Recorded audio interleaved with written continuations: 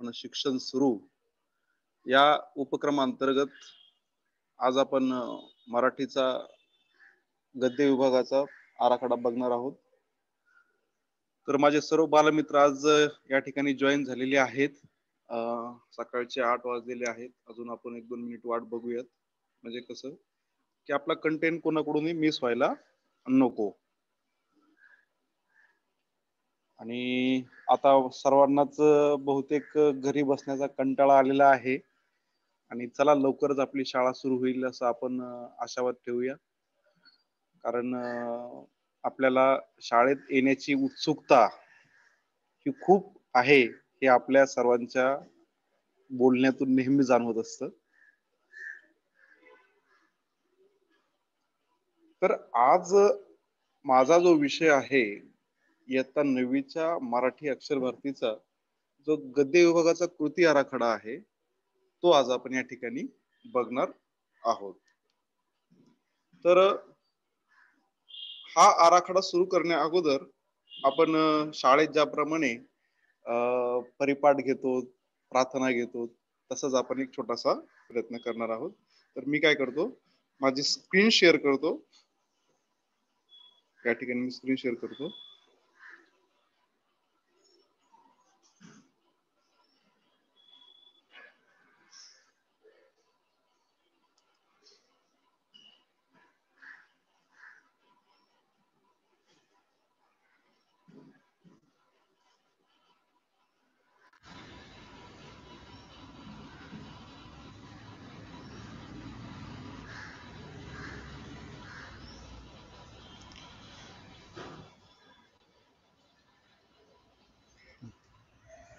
मी आता माझी परिचय करून देतो मी तुम्हाला.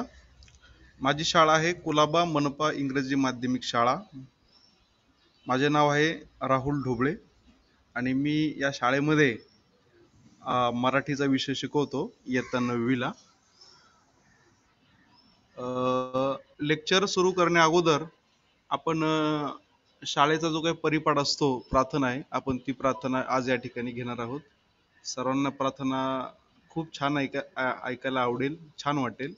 कारण कुठल्याही कामाची सुरुवात जर प्रार्थनेने झाली तर आपला दिवस पूर्ण आनंदात जातो, हा आपल्याला नित्याचाच अनुभव आहे. आणि ही प्रार्थना सुद्धा अशीच खूप छान आणि सुंदर आहे. ही ऐकल्यानंतर आपलं मन आनंदी चिरतरुण राहतं, अशी ही प्रार्थना आहे. सर्वांनी प्रार्थना ऐकलेली असेल, पण आज आपण पुनश्च एकदा ऐकूया. हीच आमुची प्रार्थना आणि हेच आमुचे मागणे. मी यूट्यूबच्या माझ्या लिंक कॉपी केलेली आहे आणि ही कॉपी केलेली लिंक मी टच करून तुम्हाला सर्वांना ही प्रार्थना ऐकवायला देतो.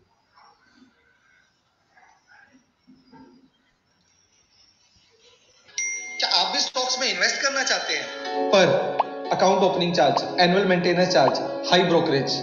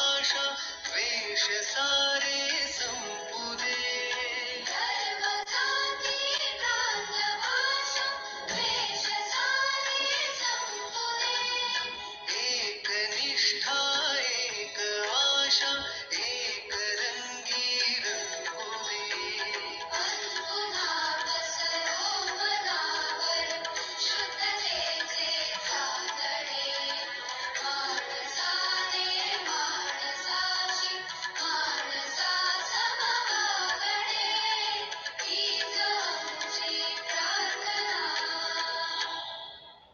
हीच आमची प्रार्थना हेच आमचे मागणे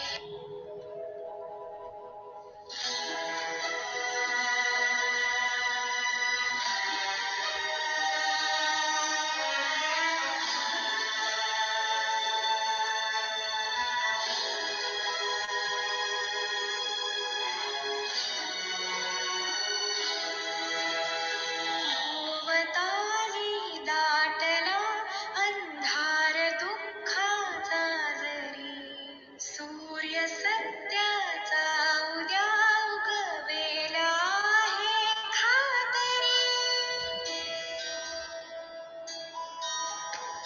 भोवताली दाटला अंधार दुःखाचा जरी सूर्य सत्याचा उद्या उगवेला आहे खातरी तोवरी देई आम्हाला काजव्याचे जातडी माणसा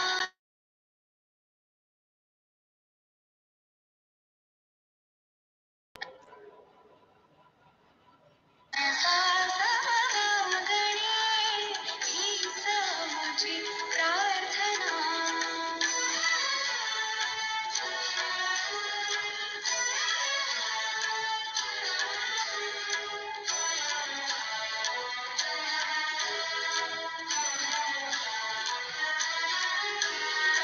लाभले आयुष्य जितके ते जगावे चांगले पावले चालू पुढे जे थांबले ते संपले घेतला जो श्वास आता तो कुणाला लाभणे माणसाने माणसाशी माणसा समभागणे हीच आमची प्रार्थना हेच आमचे मागणे माणसाने माणसाशी माणसा समभागणे हीच आमची प्रार्थना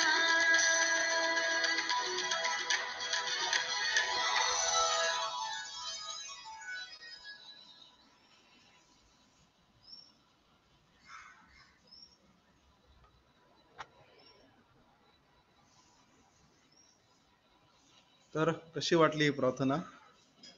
मला ज्या ज्या वेळेस कधी कधी असं कंटाळवाणं वाटतं, नैराश्यासारखं वाटतं, त्यावेळेस ही प्रार्थना मी नेहमी ऐकतो.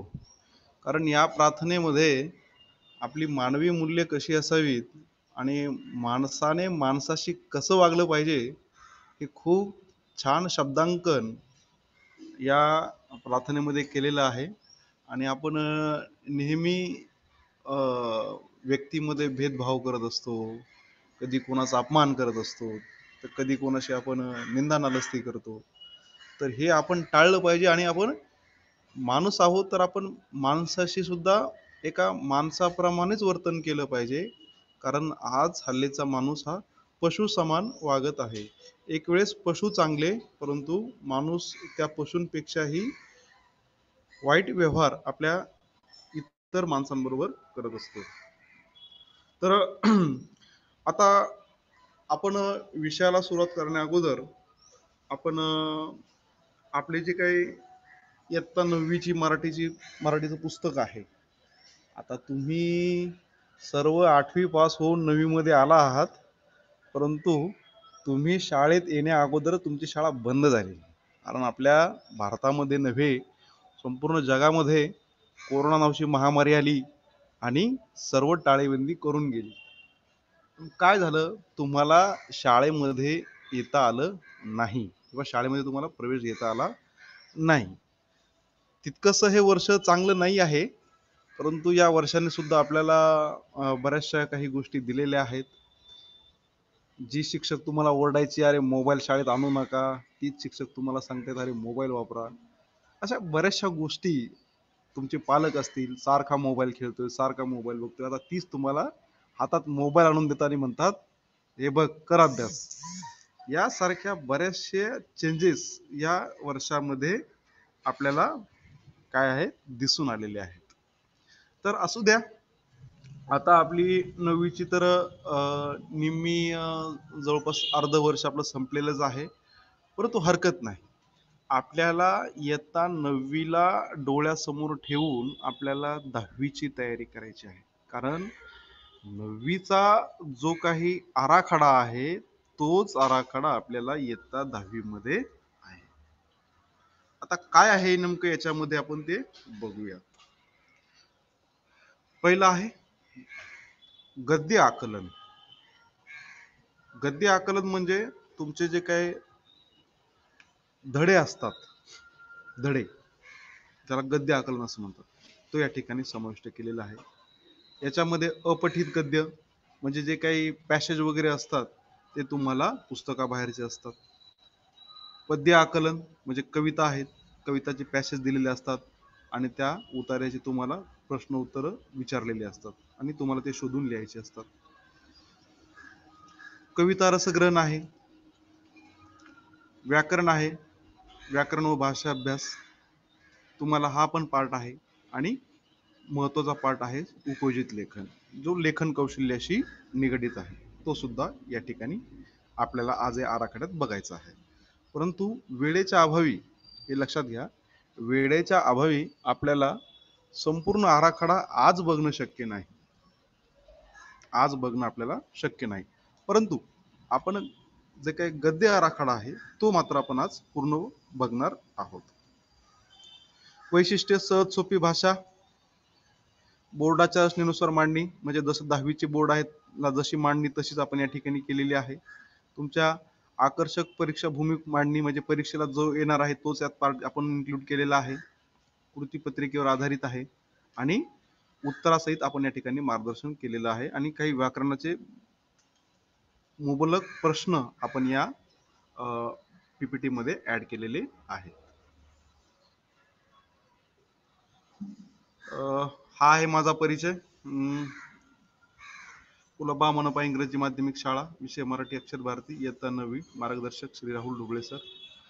शालेय प्रार्थना आपण आताच घेतलेली आहे, त्याची लिंक आहे, आता ही लिंक आपण सर्वांनी पाहिलेली आहे. आता आपल्याकडे जे काही हे आहे कृती आराखडा, तो कसा कसा आहे हे बघा.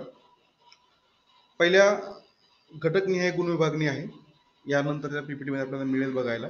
त्याच्यात गद्य आकलन आहे, अपठित गद्य आकलन आहे, कविता रसग्रहण आहे, स्थूल वाचन आहे, भाषा अभ्यास व व्याकरण आहे आणि उपयोजित लेखन आहे.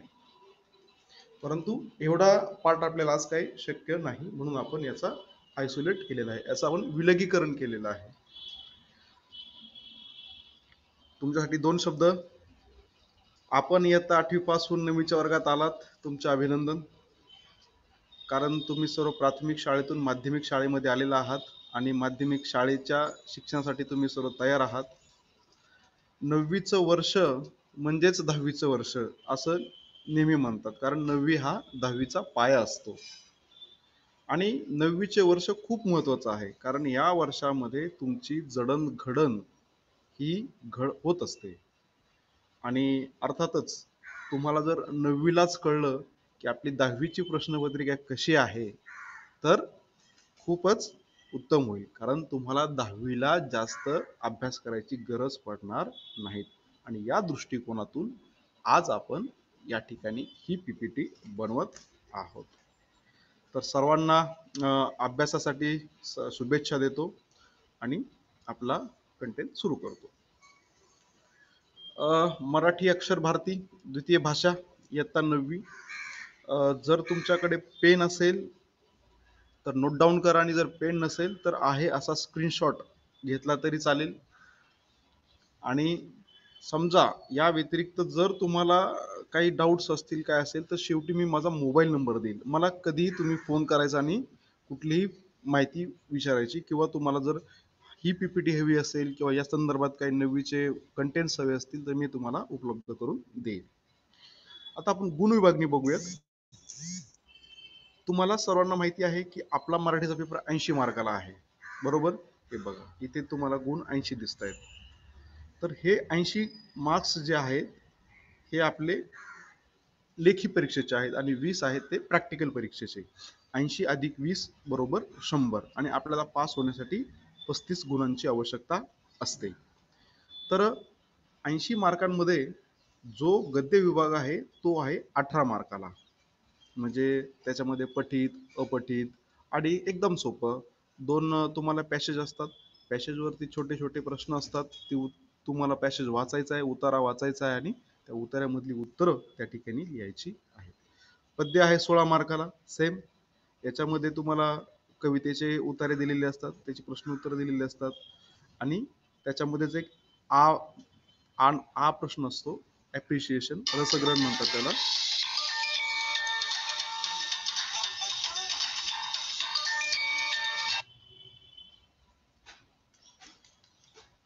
जो ॲप्रिशिएशन असतो तो हा या ठिकाणी महत्वाचा असतो. तिसरा प्रश्न असतो स्थूल वाचनाचा. त्याला 6 गुण असतात. तुम्हाला स्थूल वाचनाचे धडे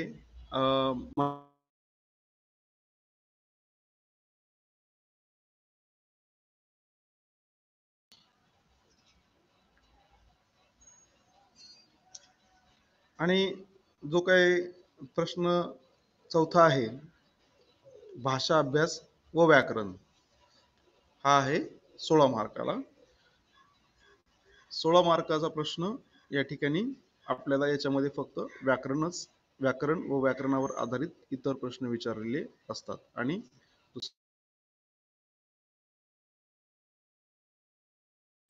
स्कोरिंग विषय जो आहे सर्वात, तर तो आहे उपयोजित लेखन 24 मार्काचा. त्याचे गुण आहेत 80. तर अशा प्रकारे ही आपली आहे आराखडा. आता खाली आपण बघूयात. जो 18 मार्क्स आहेत तुम्हाला इथे दिसतात कोपऱ्यामध्ये. 18 मार्कामध्ये कसं डिवायडेशन आहे. पठित उतारा तो आहे 7 मार्काला. दुसरा पठित उतारा आहे तो 7 मार्काला. एकूण 14 झाले. अपठित उतारा म्हणजे तुम्हाला धड्याबाहेरचा एक उतारा दिलेला असतो, तो आहे 4 मार्काला.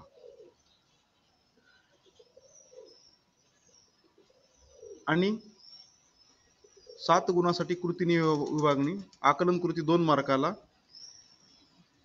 दुसरी आकलन कृती 2 मार्काला, स्वमत 3 मार्काला, असं या ठिकाणी विभागणी आहे.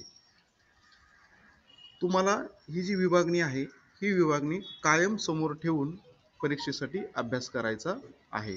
कारण ही विभागणी तुमच्या डोळ्यासमोर असणं फार आवश्यक आहे. कारण आपल्याला परीक्षेमध्ये अभ्यास करायचा आहे, परंतु तो कसा स्मार्ट वर्क करायचा आहे, फक्त हार्ड वर्क करायचं नाहीये. कारण जर तुम्ही स्मार्ट वर्क केलं तर तुम्हाला या कोरोनाच्या टाळेबंदीची जी काही शाळा बंद होती, जो काही आपले दिवस या ठिकाणी शाळेपासून वंचित झालेले आहेत, तर याची भरपाई आपल्याला करायची आहे. म्हणून आपल्याला स्मार्ट वर्क हे खूप गरजेचं आहे. कारण स्मार्ट वर्क जर आपण केलं तरच आपल्याला चांगलं यश मिळणार आहे. आणि तुम्ही स्मार्ट वर्क करण्यासाठी एक हा जो आराखडा आहे हा कायम आपल्या मनामध्ये सेट करून माइंड सेट करून ठेवा आपला, की मी धड्याची जी लाईन वाचतो आहे ती माझ्या परीक्षेसाठी उपयुक्त आहे किंवा नाही. हे जोपर्यंत आपल्याला कळत नाही तोपर्यंत आपला कृती आराखड्याचा जो काही आज घेतलेला घटक आहे तो आपला यशस्वी म्हणता येणार नाही. म्हणून तुम्हाला हा आराखडा सदैव स्मरणात असणं काय आहे गरजेचं आहे.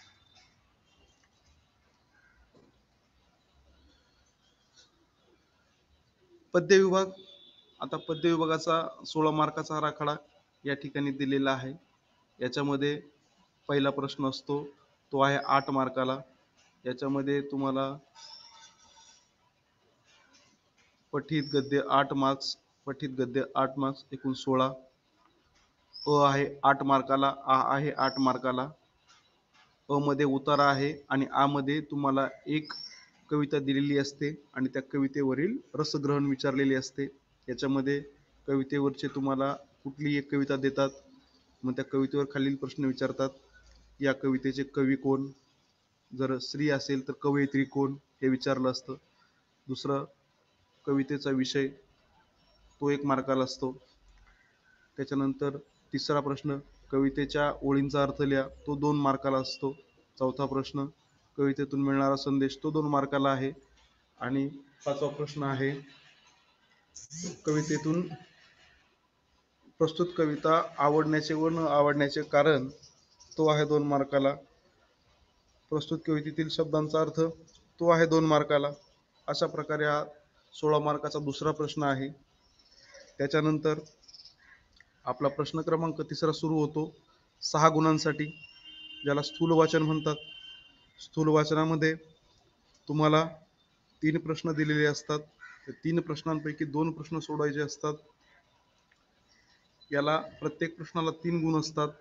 याच्यामध्ये स्वमत व अभिव्यक्ती यावर कृती असते. म्हणजे उदाहरणार्थ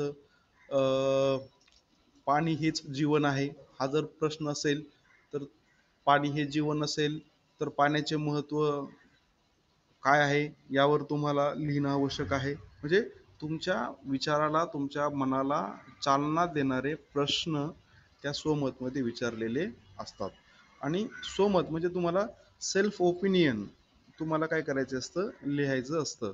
आता उदाहरणार्थ सेल्फ ओपिनियन म्हणजे प्रत्येक व्यक्तीला एक विशिष्ट प्रकारचे मत असतात, आवड असते. प्रत्येक व्यक्तीला प्रत्येक वस्तू, पदार्थ यांची आवड असते.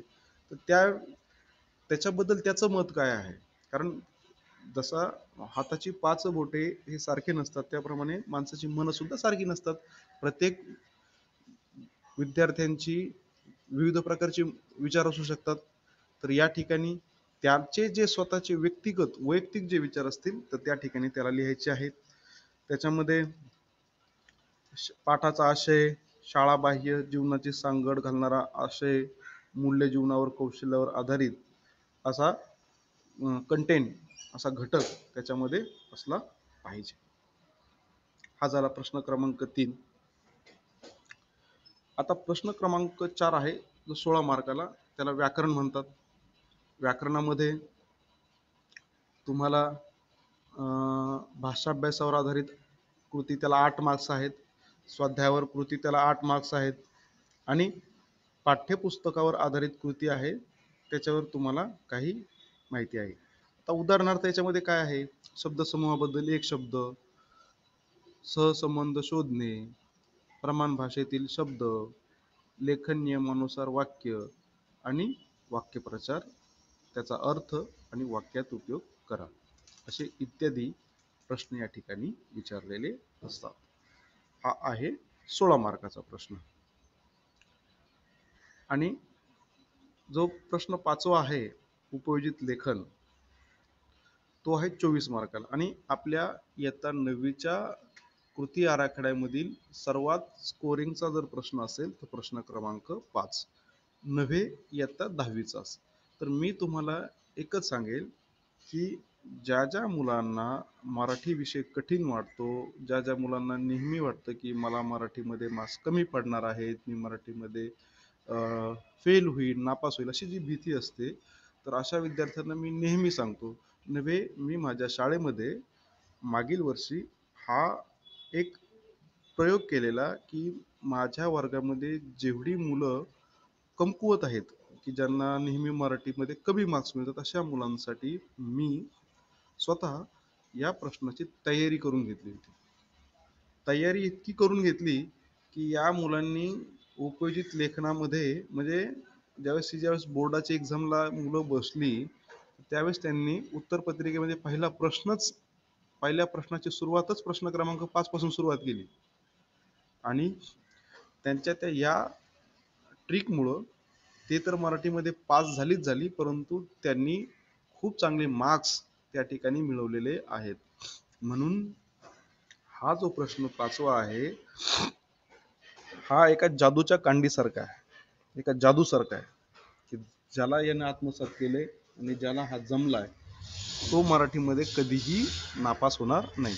कारण लक्षात घ्या, हा जो प्रश्न क्रमांक आहे 24 मार्काला आहे. 24 मार्क्स हे खूप होतात पास होण्यासाठी.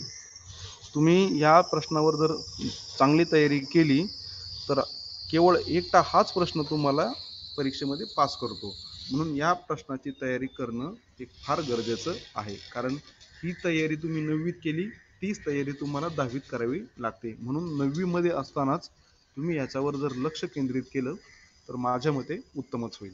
या प्रश्न क्रमांक 5 मध्ये नेमकं काय आहे, तर आपण प्रश्न 5वा तो आहे, तो आपण वन बाय वन पाहूयात. याच्यामध्ये प्रश्न 5व्या मध्ये पहिला प्रश्न येतो पत्रलेखन आणि सारांश लेखन. हे दोन असतात, दोघांपैकी एक निवडायचं आहे, पत्र किंवा सारांश. आणि सर्वांनाच माहिती आहे की पत्रलेखन करणं हे व्याकरणदृष्ट्या थोडंसं कठीण काम आहे किंवा थोडंसं जिकरीचं काम आहे. वेळ याची खूप अपयोग होतो.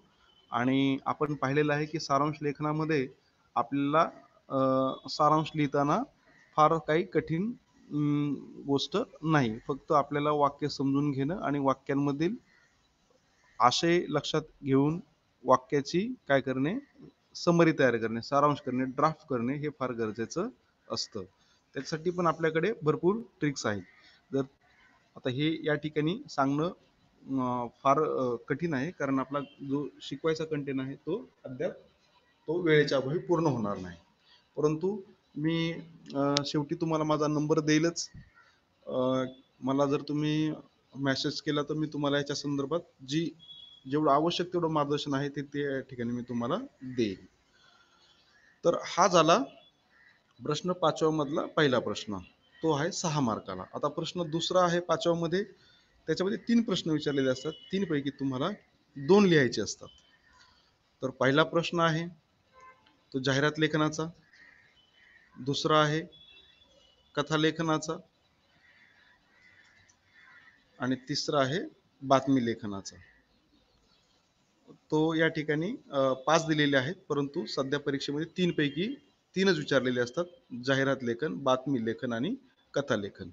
बाकीचे जे 2 आहेत ते अनावश्यक आहेत, ते सध्या या ठिकाणी विचारलेले नसतात. म्हणून आपण या ठिकाणी 3च प्रश्न लक्षात घेणं गरजेचं आहे, जाहिरात लेखन, बातमी लेखन आणि कथा लेखन. तर जाहिरात लेखनामध्ये आपण पाहिलेलं आहे की जाहिरात लेखन कशी करायची.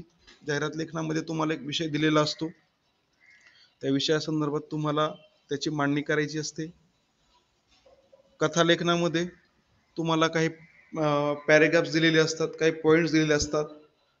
जसं राम आणि श्याम मित्र होते, जंगलात फिरायला जातात, अचानक अस्वल येते, अस्वल कानात बोलते, स्वार्थी मित्रांपासून दूर राहा. बस हे पॉईंट दिलेले असतात. आता ही पॉईंट्स तुम्हाला लक्षात घेऊन तुम्हाला कथा लिहायची असते. हाही या ठिकाणी आहे. आणि 5वा जो आहे याच्यामध्ये दाखवलेला आहे तो बातमी लेखनाचा. बातमी लेखनामध्ये तुम्हाला एक घटना आहे ती तुम्हाला लिहायची असते. उदाहरणार्थ, तुमच्या शाळेमध्ये प्रजासत्ताक दिन साजरा झालेला आहे, याची बातमी लिहा. आता बातमी लिहित असताना भूतकाळात लिहिणं गरजेचं आहे. प्रजासत्ताक दिन जर 26 जानेवारीला साजरा झाला असेल तर बातमी आपल्याला 27 जानेवारीला लिहावी लागेल.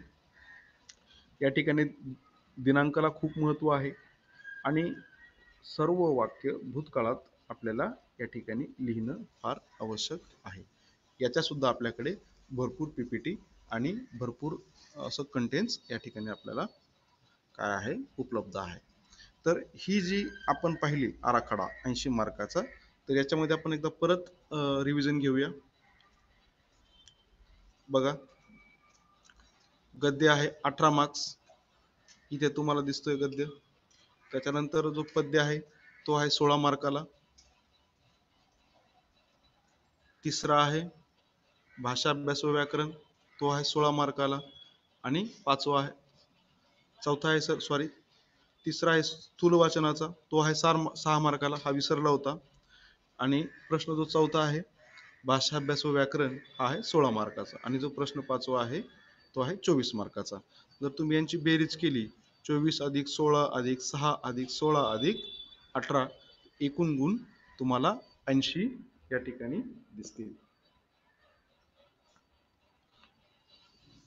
तर ही आहे पूर्ण प्रश्नपत्रिकेची गुणविभागणी. आपले जे मराठीचं पुस्तक आहे अक्षर भारतीचं इयत्ता 9वीचं, याच्यामध्ये हे आहे कृती आराखडा. तर याच्यामध्ये हा आहे पूर्ण ह्याचा कृती आराखडा. तर आज आपण काय करणार आहोत, एक वन बाय वन, म्हणजे आज आपल्याला जो काही दिलेला आहे घटक, गद्य आराखडा, तर आपण तो हा आज एकच काय करणार आहोत, गद्य आराखडा पाहणार आहोत. पुढील तासामध्ये आपण जमलं तर दुसरा आराखडा पाहूयात. माझ्यामध्ये माझं लेक्चर आहे अजून पद्य आराखड्यासाठी अजून एक आहे. तर त्या ठिकाणी आपण गद्य पाहिल्यानंतर पद्य पाहूयात आणि स्थूल वाचन असे एक एक करून आपण पूर्ण प्रश्नपत्रिकेचं काय करू, ॲनालिसिस करू, विश्लेषण आपण करू. आता गद्य गद्य आराखडा लिहित असताना काही सूचना आहेत, त्या आपण सूचना पाहणं गरजेचं आहे. पहिली सूचना आहे, आकृती पेननीच काढावी. जर तुम्हाला आकृती काढायची असेल तर त्या ठिकाणी तुम्ही पेनच वापरला पाहिजे. स्वच्छता, नीटनेटकेपणा, सेवा नियमानुसार लेखन, लेखन नियमानुसार लेखन याकडे जाणीवपूर्वक लक्ष द्यावे. त्याचप्रमाणे सूचनेनुसार आकलन व कृती हे करावी.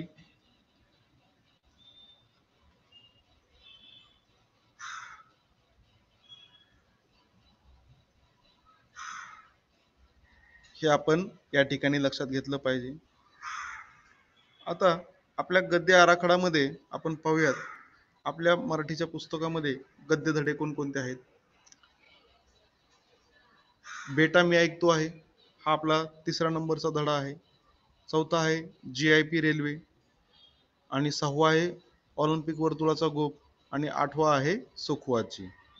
हे आपले आहेत गद्य आराखडा. आणि काझीरंगा व दिव्याच्या शोधामागचे दिव्य हे काय आहेत, आपले स्थूल वाचनाचे घटक आहेत. हे जर कोणाला याची स्क्रीनशॉट घ्यायचा असेल तर या ठिकाणी ते घेऊ शकतात.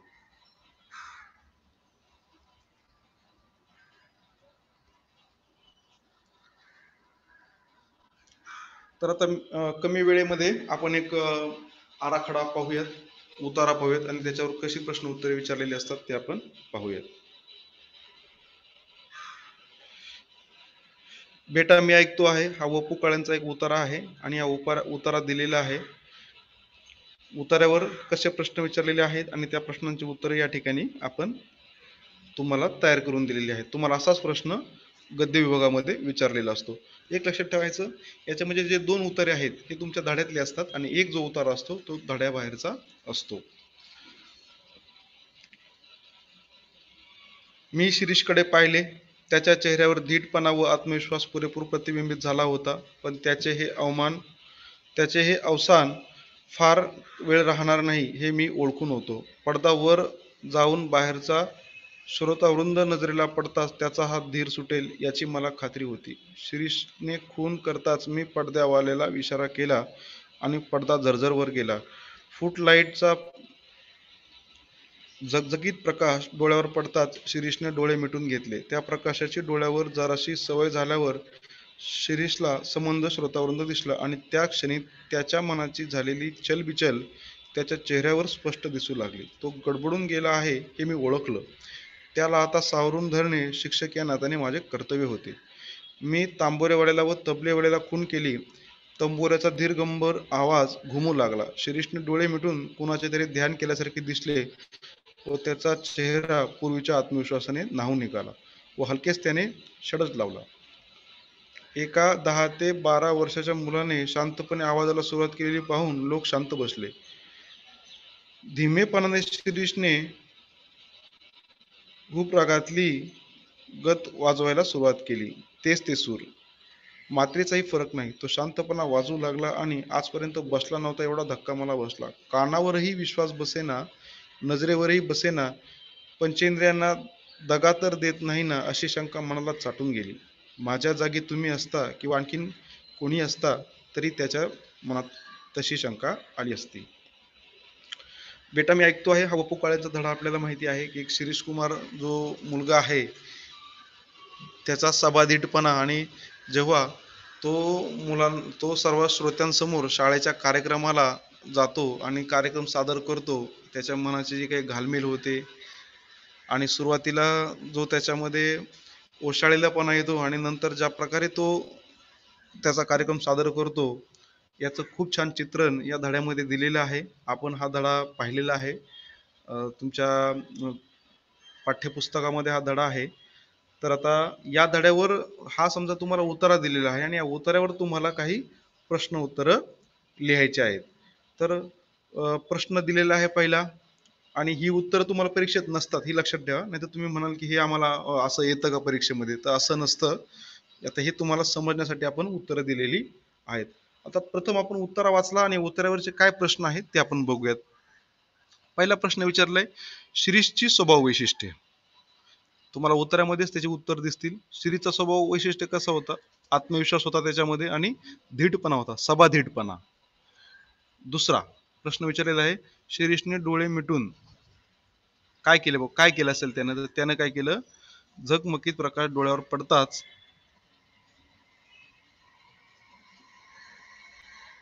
त्यानं कार्यक्रमाची सुरुवात केलेली आहे. डोळे मिटले तेव्हा त्याच्या डोळ्यावर काय झाला? डोळ्यात प्रकाश पडलेला आहे. दुसरा प्रश्न आहे, शब्दजाल पूर्ण करा. उत्तरात आलेल्या संगीतासंबंधी शब्द म्हणजे म्युझिकच्या म्युझिकसाठी जे काही वर्ड्स आहेत ते आपल्याला शोधायचे आहेत. काय काय आलेले आहेत जे म्युझिकच्या रिलेटेड आहेत, संगीताच्या रिलेटेड आहेत. पहिला आहे तंबोरा, हे एक वाद्य आहे. षडज हे पण वाद्य आहे. भूप, सूर, मात्रा, तबला हे काय आहेत? संगीत संबंधातील शब्द आहेत. आता जो दुसरा प्रश्न आहे तो थोडासा स्वमतावरती आहे. तो या ठिकाणी दिलेला नाहीये, परंतु तुमच्या आकलनावरती हा प्रश्न आधारित असतो. आता सर्वांना माहिती आहे की पंचेंद्रिय म्हणजे जे 5 महत्वाचे शरीरामध्ये इंद्रिय असतात की ते आपल्या शरीरासाठी खूप महत्वाचे कार्य करतात आणि ते खूप महत्वाचे असतात. पंचेंद्रिय. तर पंचेंद्रिय तुम्हाला लिहायचे. आता हे याच्यामध्ये दिलेले नाहीत, परंतु हा स्वमतासाठी प्रश्न आहे असं आपण समजूयात. पंचेंद्रियामध्ये काय काय आहे? पहिला आहे त्वचा, दुसरा आहे जीभ, तिसरा आहे कान, चौथा आहे नाक, पाचवा आहे डोळा. तर ज्या ज्या वेळेस आपण कधी हे करत असतो तेव्हा आपण थोडस सामान्य ज्ञान सुद्धा ठेवणं आवश्यक असतं, कारण हे या ठिकाणी आपल्याला उपयोगी येतं. पाचवा आहे GIP रेल्वे. हा सुद्धा एक तुम्हाला या ठिकाणी दिलेला आहे लेसन. तर हा आपल्याला परीक्षेला तुम्हाला विचारलेला आहे. याच्या संदर्भात सुद्धा आपण काय केलं पाहिजे? पाहिलं पाहिजे. त्याच्यानंतर ऑलिम्पिक वर्तुळाचा गोफ बाळ ज पंडित यांचा आहे. यांचा पण धडा आहे. यांच्यामध्ये सुद्धा एक असाच उत्तरा दिलेला आहे. तो उत्तरा पूर्ण नाहीये, परंतु उत्तराचे प्रश्न उत्तर या ठिकाणी दिलेले आहेत. पहिला प्रश्न आहे, ऑलिम्पिकचे ब्रीद वाक्य काय आहे? जर तुम्ही उतारा वाचला किंवा जर तुमच्या प्रश्न उत्तर लक्षात असतील तर तुमच्या लक्षात येईल CTS, ऑलटीएस, फोर्टीएस हे आहेत. वाक्यातून मिळणारा संदेश काय आहे? CTS, ऑलटीएस आणि फोर्टीएसचा अर्थ काय आहे? पहिला आहे, प्रत्येक खेळाडूने जास्तीत जास्त गतिमान व्हावयाचा प्रयत्न करावा. दुसरा आहे, बल संवर्धनासाठी जास्तीत जास्त प्रयत्न केले पाहिजेत. तिसरा आहे, अधिकाधिक उंची गाठण्याचा प्रयत्न केला पाहिजे. तसेच काही प्रश्न आहेत. ऑलिम्पिक ध्वजावरील वर्तुळाचे रंग कोणते आहेत? तर 5 रंग असतात. पहिला आहे लाल, दुसरा आहे पिवळा, तिसरा आहे निळा, चौथा आहे हिरवा, पाचवा आहे काळा. ऑलिम्पिक ध्वजावरील 5 वर्तुळे म्हणजे जगातील 5 खंड. तर आपल्याला हा स्वमतासाठी जर प्रश्न आला तर आपल्याला खंडाची नावं माहिती असणं सुद्धा काय आहे? गरजेचं आहे. पहिला आहे आफ्रिका खंड, दुसरा आहे अमेरिका, तिसरा आहे आशिया, चौथा आहे ऑस्ट्रेलिया आणि पाचवा आहे युरोप खंड. कारण तुम्ही माहिती आहे की ऑलिम्पिकमध्ये 5 वर्तुळे एकमेकात गुंफलेले आहेत. जसे आपण मित्रांचे हातात घालतो, हातामध्ये घेतो, तसेच हे 5 वर्तुळ काय आहेत? काय आहेत? एकमेकात गुंतलेले आहेत. का? तर या आपल्या पृथ्वीवरील जी ही काही 5 खंड आहेत, या 5 खंडाचे खेळाडू याच्यामध्ये सहभागी होतात आणि यांच्यामध्ये एकोपणा, विश्वबंधुत्वाची भावना यासाठी काय केलेलं आहे, ते 5 खंड सिम्बॉल म्हणून एकमेकांशी जोडलेले आहेत. शब्दांचे अर्थ विचारले तुम्हाला. सीटीएस, ऑल्टीएस, फोर्टीएस, गतिमान, उच्चता, तेजस्विता हे अनुक्रमाने आपण या ठिकाणी या पीपीटी मध्ये पाहत आहात. आपली पुढची पीपीटी आहे सखू आजी. हा सुद्धा एक गद्य उतारा आहे. त्या गद्य उतारावर सुद्धा काही प्रश्न उत्तर या ठिकाणी दिलेले आहेत, हे आपण पाहिले पाहिजेत. आता हा आहे अपठित उतारा, जो तुम्हाला पाठ्यपुस्तकाच्या बाहेरच असतो. तर याच्यामध्ये कुठल्याही एका प्रकारे उतारा, जसं आपण ऑलिम्पिक वर्तुळाची गोफ, जीपीआय रेल्वे हे पाहिले आहेत, बेटा मी ऐकतो आहे, असाच सेम, परंतु फक्त तो तुमच्या पुस्तकामध्ये नसतो, तो पाठ्यपुस्तकाच्या बाहेरील असतो. बाकी त्याचा आराखडा अगदी जसाचा तसा आहे, हे आपण लक्षात घेतलं पाहिजे. याच्यानंतर पद्य विभाग सुरू होतो. तर पद्य विभागामध्ये आपल्याला पुढील तासामध्ये आपल्याला काय करायचं आहे, तो पद्य विभाग बघायचा आहे. तर पद्य विभागाचा जो काही पार्ट आहे तो आपण या पुढील विभागामध्ये घेऊयात. तर अशा प्रकारे आपण आज जो काय आहे आपला गद्य विभागाचा कृती आराखडा आपण पाहिलेला आहे. आणि जर काही कोणाला अडचणी असेल किंवा कोणाला डाऊट असेल, कारण आपली वेळेची मर्यादा माझ्या मते संपत आलेली आहे आणि माझा मोबाईल नंबर आहे 7588178785. हा माझा मोबाईल नंबर आहे. जर तुम्हाला मराठी अक्षर भारतीच्या अजून काही महत्त्वाच्या PDF फाईल, काही व्हिडिओज, काही PPT वगैरे हवे असतील तर मी तुम्हाला तुमच्या व्यक्तिगत WhatsApp क्रमांकावरती नक्की पाठवेल. माझा नंबर पुन्हा एकदा लक्षात घ्या किंवा नोट डाऊन करा. 7588178785 हा माझा मोबाईल नंबर आहे. हा मोबाईल तुमच्याकडे असू द्या. तर अशा प्रकारे